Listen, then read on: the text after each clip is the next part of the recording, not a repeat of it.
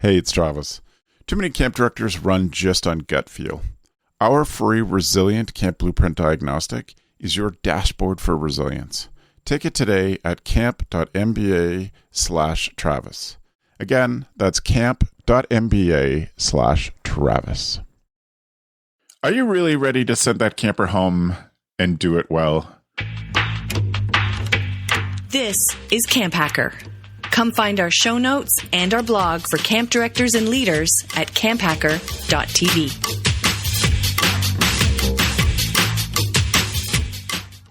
This episode of the CampHacker podcast is brought to you by UltraCamp. Wouldn't it be refreshing if your registration software gave you more time? With UltraCamp, you can track attendance, manage staff applications, streamline registration, and much more. Get back the time you need to focus on what's really important, camp. Find out more at summercampsoftware.com/camphacker. Crazy Creek Products is proud to support the CampHacker podcast. They've been perfecting the just sit there mentality for campers since 1987. Come see them at the Tri-State and New England ACA shows in March, or call 800-446-3446, or find them online at crazycreek.com. Hello, Camp Mavericks, and welcome to the CampHacker podcast. My name is Travis Allison from Go Camp Pro. I am a summer camp marketing and strategy consultant, and I help camps translate what they do so that more families insist on sending their children to summer camp. Hi, everyone. My name is Chris Hudson. I'm the camp director of Camp Highlight, a sleepaway camp for kids who have queer parents, and that camp is often named the best camp in the world. And my name's Joe Richards. I'm the executive director at Pierce Williams Summer Camp and Retreat Facility, which is a part of the United Church of Canada's camping network. And we're located in Fingal, Ontario, about halfway between Detroit and Toronto. My name is Kate Taylor. I am the camp director at Camp YMCA Canawana, which is with the YMCAs of Quebec. The camp is located in Saint-Sauveur, but I am coming to you from beautiful, sunny Montreal. Kate, we're so grateful to have you back on. Thanks for being here. Always a pleasure. Awesome. So today we want to talk about a pretty serious topic and think about it from lots of different angles. I do really want to examine what camps need to do to be ready to send our camper home. So we know that there's different degrees or reasons why we might send a camper home. Some of it might be social reasons, some of it might be physical or health reasons, and there probably needs to be some contingency planning for all of those that are a little bit different. So there are some important things to consider. So I'm going to put aside for the fact that we're not going to examine all the different reasons why you would send a camper home. That is not this discussion. You decide for your campers. We're just going to talk about the ramifications of that and what we should be planning for and how we should thoughtfully deal with this in lots of different places. Because I think, we have to be ready to deal with emergencies before, during, and after. And we need to have a communications plan, a sort of community plan for all of those. And we need to have different ones, whether the kid is sent home for social reasons or because of a health emergency, et cetera. And so I think there's lots of different places to think about that. But Joe, when you're thinking about sending a camper home, you can pick the reason. What are some of the things going through your head at that time? Some of the things going through my head at the time where we make that choice is, about pickup and speed of pickup and where they need to be before they get picked up, right? So Pierce Williams is a 5-day summer camp. Kids arrive on Sunday, kids leave on Friday. And most 90% of our kids, if not more, live within an hour's drive of Pierce Williams. So we're much more like a day camp from our population standpoint. And so it's often about why is a kid going home and do they need to be separated, right? Like, so do they need to be away from other kids? So is it a behavior management issue or, something where the safety of other kids or staff is? Because whenever a kid is separated like that, you always need to keep 2 staff with them from that moment of time on. You can never leave them alone with a single staff member. Years and years and years ago, this would be my first. In fact, it was my first summer here. I wasn't even summer of 2005. We had a camper who he obviously needed to go home, and the staff had called me down to help facilitate that because it was late at night, and late night pickups are difficult. And And I was there to witness him saying to five in front of five other staff members, which was a bit of a problem because that's not the way I would recommend you deal with it. You don't need five plus the executive director present to deal with this. But he said out loud, I'm going to accuse you of child abuse or of sexual abuse. And I said, great, you are going home. Like there's no option for you now. And all of these people heard that. And you're going home because I will not stand for you trying to ruin the life of a 17-year-old person. And I think they were Children and Family Services, and those sometimes workers or guardians for kids in foster care can be the most loving people. Don't get me wrong, but some of them can be the most challenging, because I think we have called people up before when they're at a concert and they're like, "Well, we can't come tonight." And I was like, "Well, if you don't come, I call the worker, and they still get picked up." But then that leads to other issues. So I think it's this idea that what I'm thinking about is the safety of staff and the safety of other campers, and the safety of the camper themselves, right? Because if there's not that issue, if it's a medical issue, often they're with the medic. But you're thinking about a whole bunch of things to make sure that goes as smoothly as possible. And over the years, we've built in this idea that you should also think about, did their parents order a t-shirt that we normally give out on Friday that also needs to go home with them tonight, right? Are there medications that need to come from the medic station to go home with this person, right? There's a whole list. It should actually be a checklist. That's a great idea. Not that it is a checklist, but there should be a checklist for us to use. Well, and thank you for opening that up, because that was going to be my first thing is, where is the checklist? Somebody get the physical checklist off the clipboard and let's lay it on the table. And then I'm going to assign someone to be in charge of that checklist who, can work us through some things. So I appreciate you opening that door. How about for you, Kate? What are you thinking in a moment when you've made a decision, and regardless of, or you can deal with a specific of it, but what are you thinking? Yeah, it's similar to Joe. It's a lot of logistic stuff. But the other thing that is always going on in my mind is like, who else at camp is going to be affected by this decision? Who are these who is this camper's best friend? Who is their counselor? Who is the person that they've been going to interest groups with?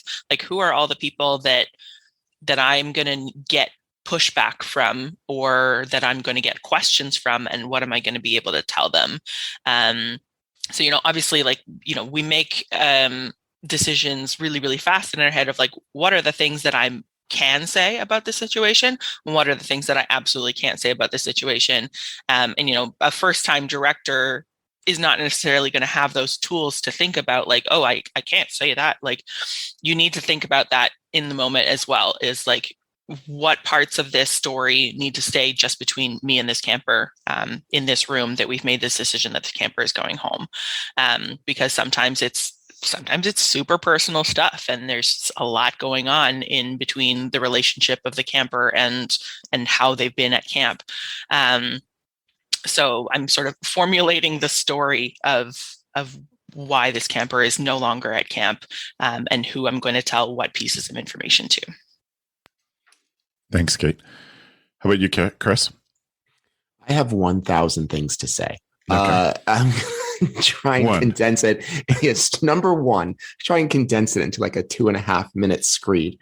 I have so many thoughts on this topic. I could probably write like a whole article about this, because I think it is really complicated to send a kid home for behavior reasons. Like Joe mentioned, like if it's a medical reason, I feel like everyone is supporting you in that decision. The staff, the camper themselves, the family. Like that's kind of a no-brainer. You call the family, they're gonna be like, oh my gosh, anything you need. When it's behavior, then it becomes multiple conversations. There's the interpretation of the staff that brought this to you. There's relaying that to the parent. Who's going to relay it? What gets relayed? How much facts do we want spread around to other campers? It becomes super complicated. I know we're not focusing on the reasons, because we could go.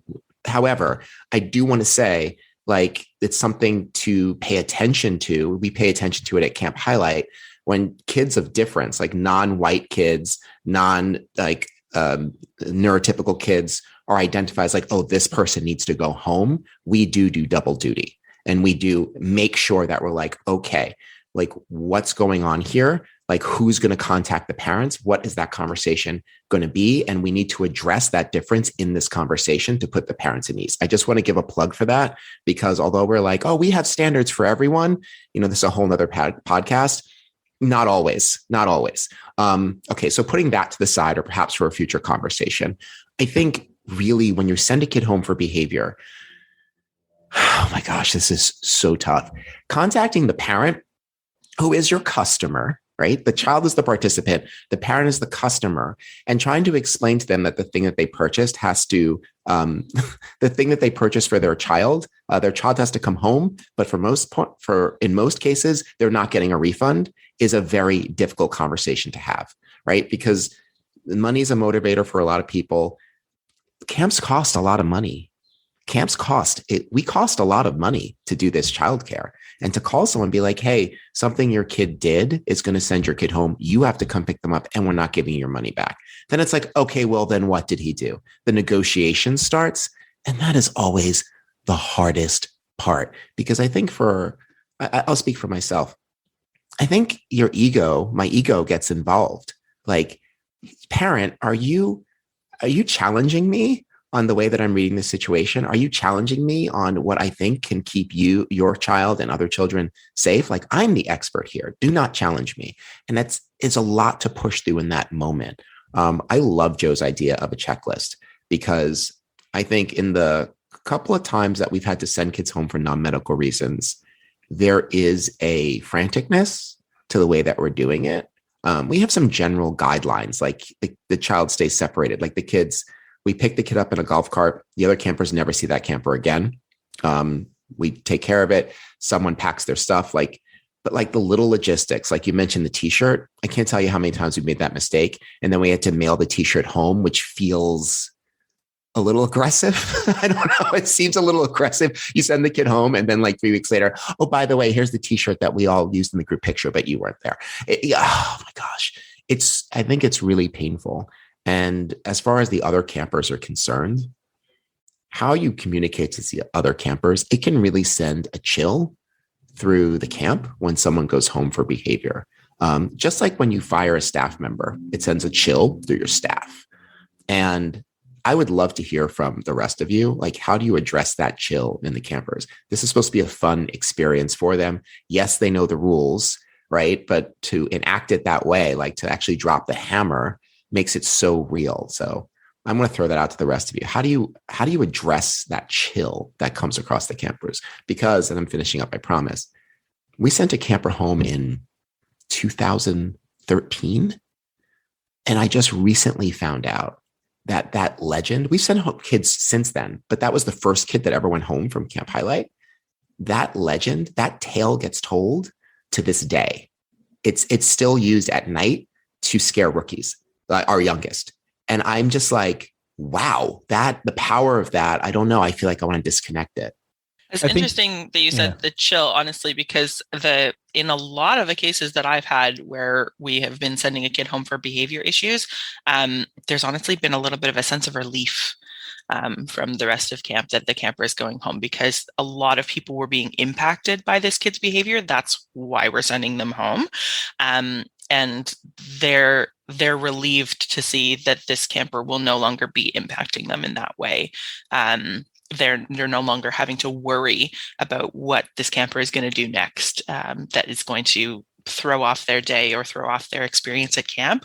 I definitely think that we've had more of the chill when a staff member gets sent home, because usually that was like a mistake that cost them their job. But with campers being sent home, it's usually escalated to the point where their behavior has been a toxic experience for the rest of camp. Crazy Creek chairs and products have been perfecting the Just Sit There brand for campers and staff alike since 1987. With new colors in stock for 2022, reach out to Crazy Creek today for summer 2022 season specials. Mention this ad when you email or call in and receive 10% off your entire order and free single color logo on your Crazy Creeks. No tool is more vital at camp than a Crazy Creek chair. call 1-800-446-3446 or email chill@crazycreek.com to guarantee your chairs for the 2022 season. Did you know Crazy Creeks are given to campers at check-in at over 500 camps in the U.S.? Great camps like Philmont and Kanakuk include the chair in the camper's registration price and package. Add a free logo on the back and your camp name will stay with the campers for life. No one throws away a Crazy Creek.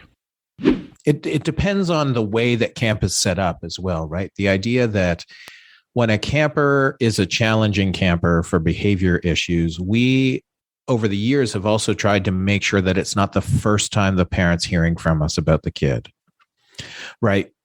In circumstances where it's an immediate, they've done something that immediately threatens campers or causes us to be like, you need to go now, it might be the first time. But we tend to try and at least have one conversation with the family. And remember, we only have them for 5 days. So this is a quick turnaround to say, on a Monday afternoon, I can call you after they've been there for less than 24 hours and say, hey, Chris seems to be struggling with some of these things at camp. And what are some of the ways that you might suggest to us to help Chris out? Because if this continues, our only option is going to be to not have Chris at camp. We also have I've certainly learned over the long term in speaking to parents over and over and over again, I'm never getting into the details, like the specific details on the phone.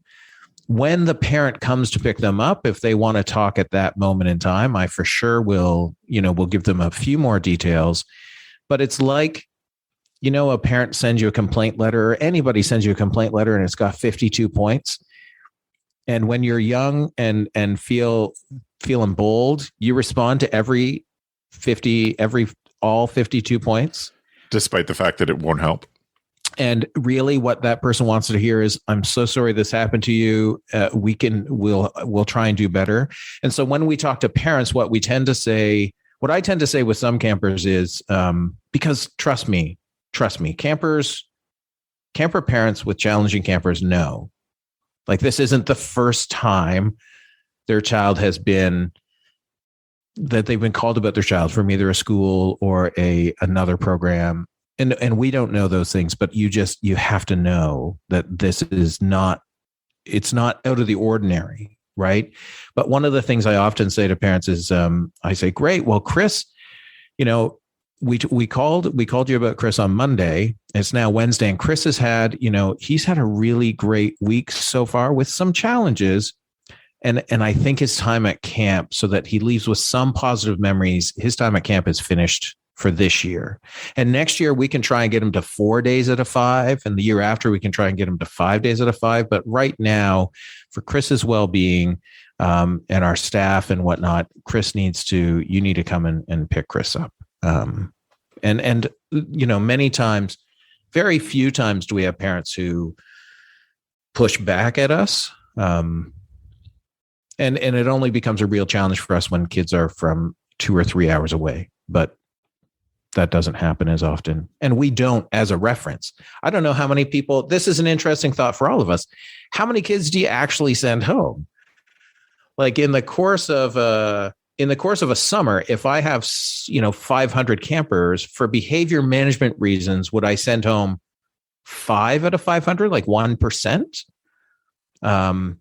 Even that, I don't think I hit that number. And it feels high, doesn't it, to you?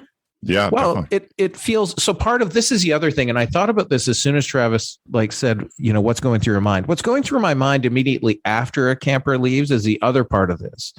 And this is also the same as when a staff member leaves, because a staff leaving is a whole other podcast, or asking staff to leave. The thought that goes through my head is, what did we fail to give this person to be successful in this environment? Right? Like, how can we prevent Chris from going home next year? Right? Like, is it something we did?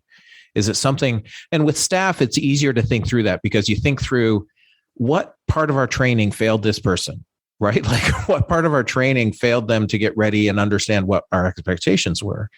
And with campers, we leave our camper policy really vague in the sense of it's all about respect, right? Respecting the other people, respecting our facility, respecting, right? Because respect is easy enough for all parents and guardians to understand, and is easy enough to talk about. But yeah, 5 out of 500 sounds high to send home in a single summer. Yeah, for sure. For sure. We send home one kid every other year. Yep. It's about one kid every other year. And we get really dark about it. I'm like, well, this is the year.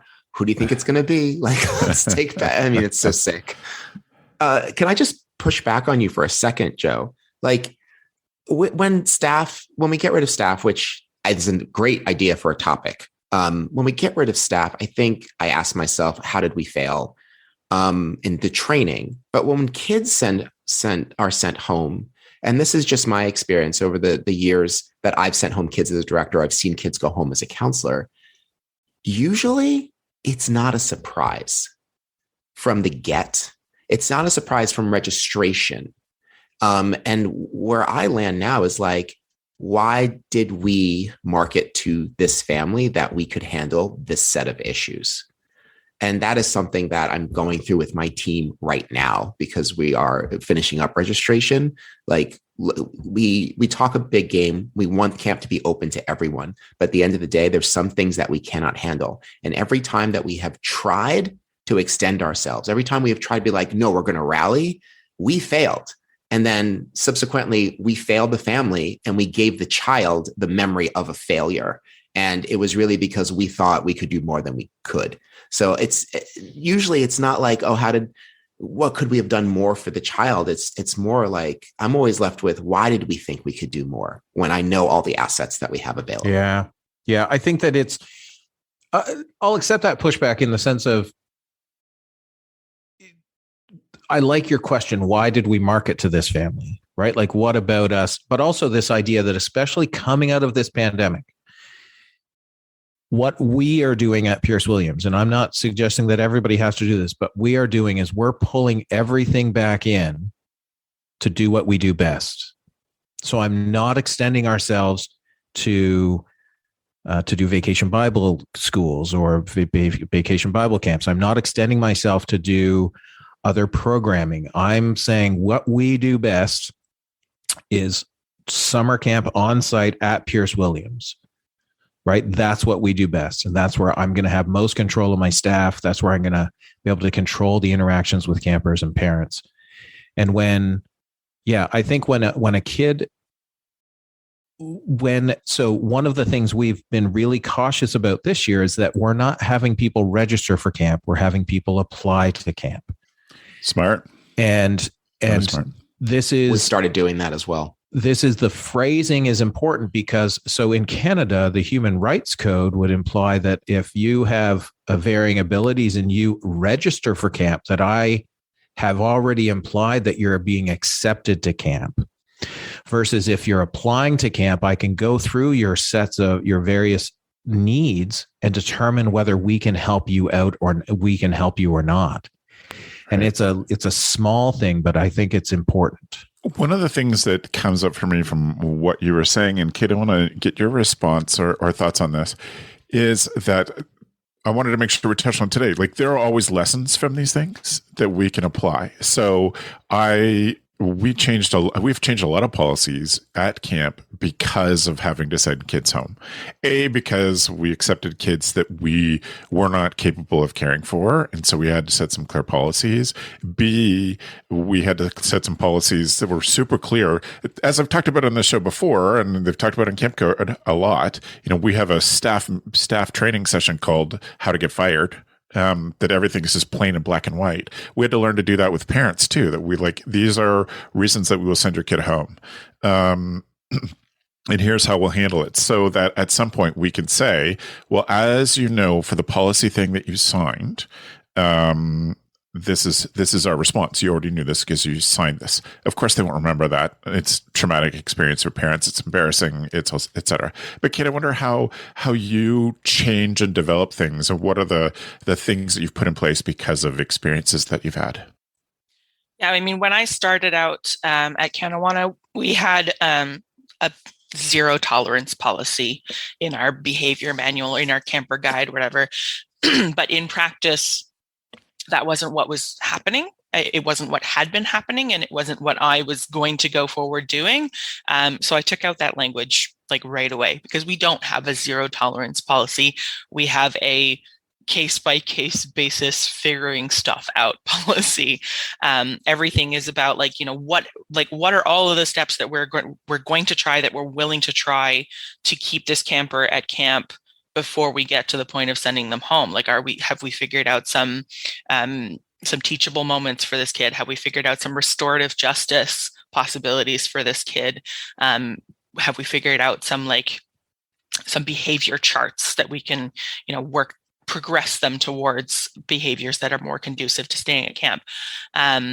So it really wasn't a zero tolerance policy. It was let's figure out how we're going to teach this kid better ways and give them a better success rate. So, and then in terms of the reactions to kids being sent home, I wouldn't say that we necessarily adjusted our policy, but everything adjusts our thinking, and everything then colors the next thought process that we're going to go through of okay, well, this is what happened with this camper. We're seeing similar behaviors in this camper. We're going to try the things we didn't try with that camper or whatnot. Thanks, Kate. Go ahead, Chris. All that.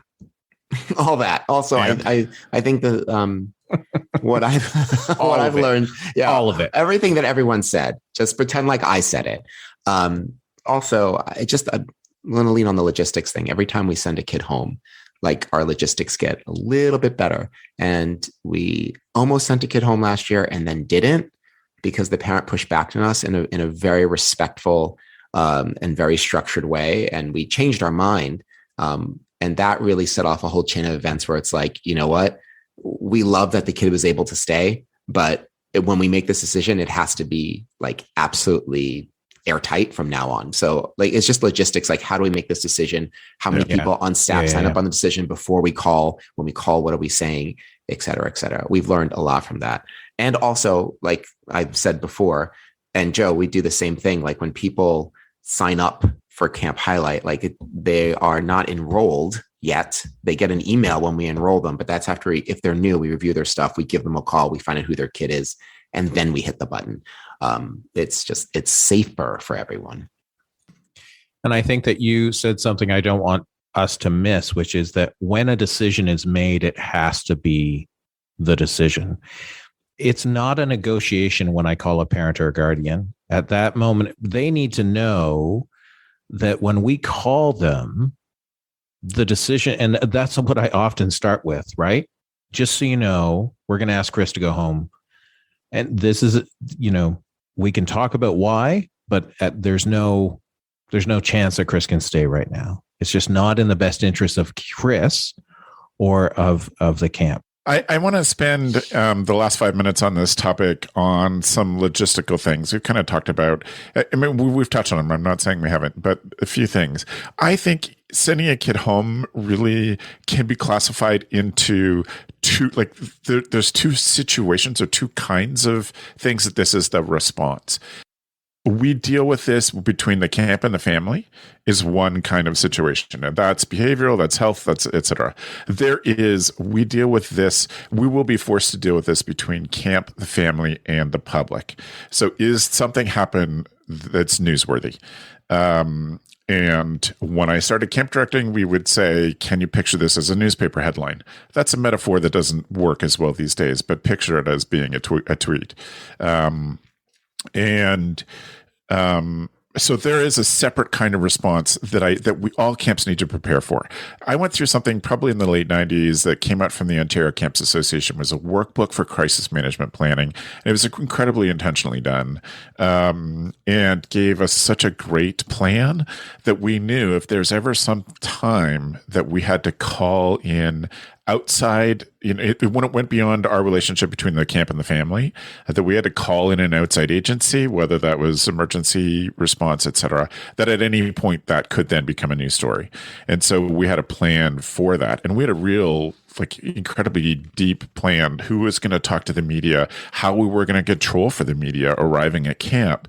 All of those things went into the plan. That's the binder. That's the checklist. It's all in there. It's deep in there. But you have something that you can pull off. And we ended up having, a specific place where we could have these discussions away from the center of camp to make our plans. And I think all those things are critical. We don't have time to go into the details, but I think it's critical to have those kinds of plans ready to go, because it is a lot.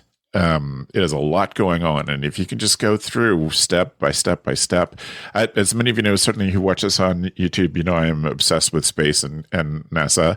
And that is one of the things that I respect, is how well everything's are plotted out, checklisted, et cetera. It's not just NASA, obviously, it's surgeons, it's pilots, etc. But having all that ready to go so that you don't have to think of every detail in an emergency when you're probably not at your best. When it comes to this point, every camp director I know is already exhausted from dealing with this situation for days, likely, or just sort of emotionally exhausted by the thing. So I think that that's important to say, have a plan, a communications plan, prepped, a whatever. I think that you should know when it's such a case that you need to send a car for parents and not trust the parents to drive up by themselves. When you need to have a staff member or an alumni show up at that parent's door and bring them to camp. All of that stuff can be planned and prepared for. So I wanted to make sure we at least touched on that. Any final thoughts, Chris, on things that we should be thinking about or considering that others may not have thought of? Now you've given me something to think about. I was ready to go until you said that last bit. I was just thinking about like parents who, through a confluence of events, they can't get their kid to camp, so they like either carpool or something. Like if that kid needs to go home, it introduces like a wild complication. And we don't necessarily want to make like individual how do you go home plans for every child, because like there'd be no time to run a camp. Anyway, okay, I'll think about that on my own time. But to answer your question, I think my advice to people, like I started to say earlier, really understand why you're sending kids home, and make sure that there is a rubric checklist for that behavior, and it's not left open to interpretation. Because when it's left open to interpretation, there are definitely certain kids who are going to be singled out for a variety of reasons. And then I'm gonna steal Joe's before he says it, but like that logistical checklist of what to do is entirely my idea now, and I think you should definitely look into that. Nobody wants to think about these things. Sorry, I'm not going to talk for anybody else. I don't like to think about this when I'm planning camp. So we don't. And I see now that is a huge hole in the directorship and administration of the camp. Like, I don't want to look at it. So I don't want to imagine it. So I just don't plan for it. And that is absolutely the wrong choice, because whenever it does happen, the panic that I feel is just, I'd rather not. So those things. How about for you, Kate? Well, something that I just popped into my head when we were talking about the checklist, something to make sure you put on that checklist. Does this camper have a family member at camp? Yes. Do they have a sibling that their parent is now going to want to bring both kids home at once? If you're kicking one kid out of camp, are they going to want to take the other sibling out and the sibling's done nothing? Or a sibling on staff. Sibling on staff, they're probably a little bit more in the know about what's going on, and they're going to make their own decision for themselves. But yeah, if there's another camper that is being affected by this going home, and that's happened to me a couple of times. The last thought that I wanted to share was talking about the relationship that this camper now has with camp. And how are you going to work to repair that relationship if, and I hope that you would want this camper to come back in future sessions or in future years, what are you going to do after they are home to follow up with them on that and ask them about like their experience, debrief it with them when their emotions have cooled down a little bit, and talk to them about like what are the steps going forward to be able to like welcome you back for the next year. Thanks, Kate. Joe? I think that Chris said something that was very astute. Way to go, Chris. That we was it when he was praising you for your smart ideas? Is that what oh yeah? Actually, the way I remember it is that I stole his smart idea. Oh yes, Chris and smart totally idea. owned it. You mean my smart idea, Travis? No, but Joe, please, you were complimenting me. Go ahead. The astuteness is that we don't like to think, right? We don't like to think, and so the more we can make, the more we can. This goes to the whole science and research on decision fatigue. And in that moment in time, we don't want to make a bunch of decisions. We want to, and this is easy for me because I am on the Enneagram. I'm a type 1 on numerous things. I'm a black and white seer. I see things in black and white. Gray is not a thing. I hire people who see gray so that they can be more touchy-feely with people. But the reality is the idea of black and white, you don't need to think as much. It's either right or it's wrong. It's either go home or it's either stay. It's all of those things. And I think that the checklist and thinking about when this will happen, right? Back to Dr. G's thing, not if this will happen, but when this happens, this is what we do. And I think that checklist, right. There's a whole bunch of stuff in our staff manuals, about weird things our staff ask us. They're like, do we really need a death and dismemberment policy? And I said, well, when it happens, I want to have it. Right. They're like, when it happens, I'm like, well, yeah, I'm not expecting it to happen this year, but when something happens, I want to know what I'm supposed to do. And this policy clearly outlines the next steps for this really horrible thing that will happen at some point. And so I think that with campers going home, we know it's a when. We know that there's a process we can follow, and we know that we can make it, because that process will be a before, a during, and as Kate said, an after, right? Like, what do we do after? Because I've had campers go home early in my time here where we then sign birthday cards on Thursday nights. All of our staff sign, and they're like, well, they didn't stay the week, so they don't get a birthday card. And I was like, no, that is not the way you're playing this game. Everybody gets a birthday card except for people who didn't show up to camp, right? Like that's the rule I'll go by. So I think that we don't like to think. So the more we think about it now and just make sure that it's a checklist we can go through, the better. Just a quick heads up that the next section of this podcast has a brief mention of self-harm and violence, so please listen with care. If you want to, just skip ahead about a minute and a half and you'll be past it. Thanks. And I will say, with every sensitivity, that we need to, if we can't do it, we need to have discussions with people who can think about all of the potential bad things, so that we at least have a checklist. Like, we need to prepare for this. This, I'm sure, if you don't have this communications list or this emergency crisis plan, now it feels overwhelming. But like everything at camp, you start small, you edit every year, you add every year. It gets better every time. We didn't have a plan in place if outside of the camp season, one of our staff members took their own life. And so we then had to prepare for that. And that made us realize that we had to prepare for that happening at camp. One of our friends' camps had a camper attacked by a bear on a trip. And we're like, okay, now we have to prepare for that. We had a camper who had to be helivac'd from 5 or 6 hours away from medical care. And it took 12 hours for the helicopter to get there. So we didn't have a plan for that. Now we had a plan for that.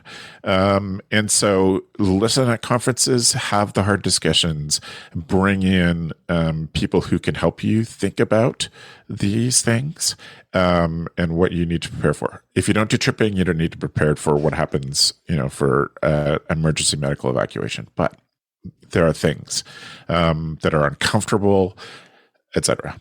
And I would encourage everybody to be thoughtful about those.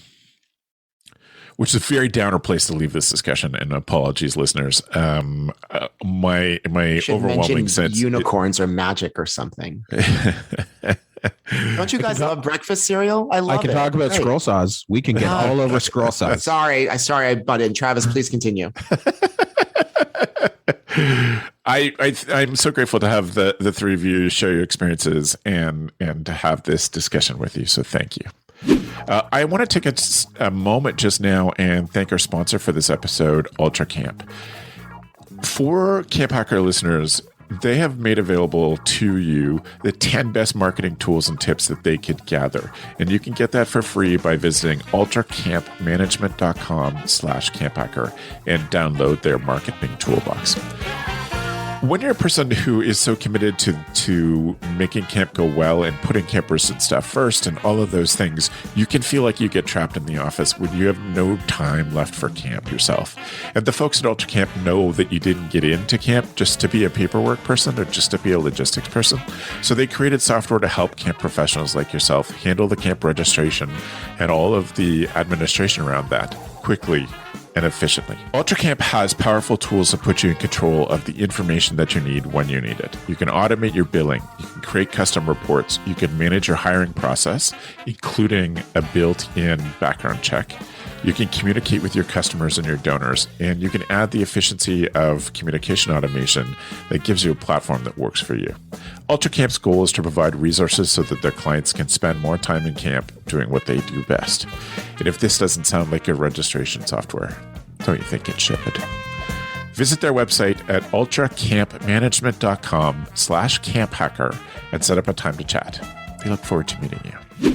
That means it is time for us to switch modes and go to our tool of the week. Tool of the week.